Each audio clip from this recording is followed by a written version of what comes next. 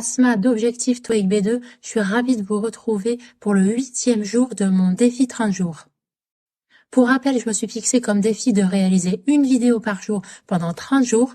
Dans chacune d'entre elles, je vous donne un conseil concret pour mieux réviser le TOEIC et ainsi obtenir le meilleur score possible au final.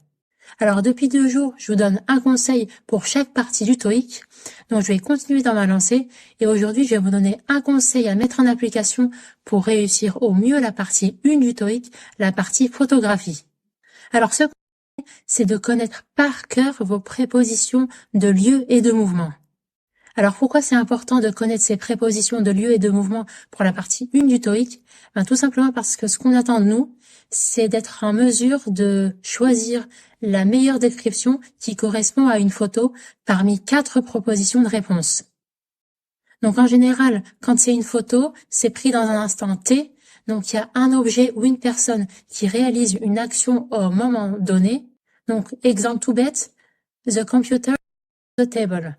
Donc la préposition ici c'est on, donc ça peut déjà être une indication comme quoi ça peut être éventuellement la réponse à la description de l'image.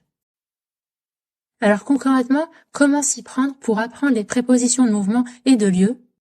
C'est très simple. Si vous avez suivi mon tout premier conseil, le tout premier jour de ce défi, je vous ai donné comme conseil de planifier vos révisions TOEIC en dédiant des créneaux toute la semaine, créneaux par jour, pendant plusieurs semaines, voire plusieurs mois si c'est possible, d'affilée.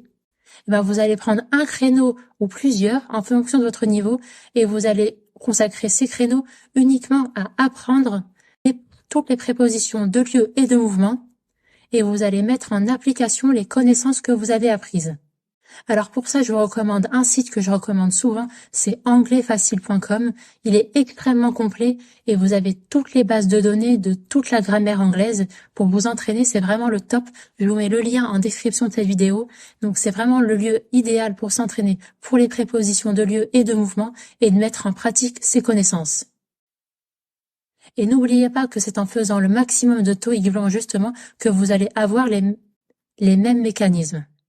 Maintenant, c'est à vous de me dire en commentaire, est-ce que vous aussi vous connaissez les prépositions de lieu et de mouvement? Comment vous faites pour les apprendre? Je serais ravie de vous lire.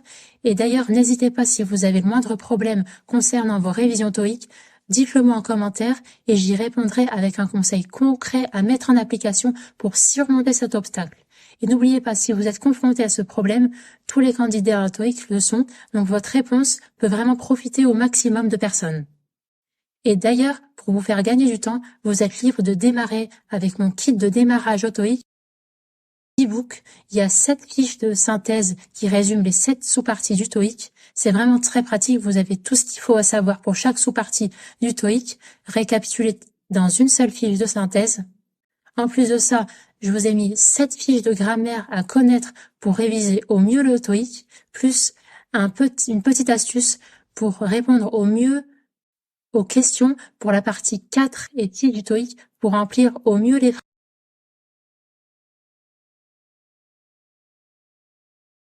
Et récupérer ça en description de cette vidéo. Je vous dis à demain pour une nouvelle vidéo. Très bon courage pour vos révisions et à très vite.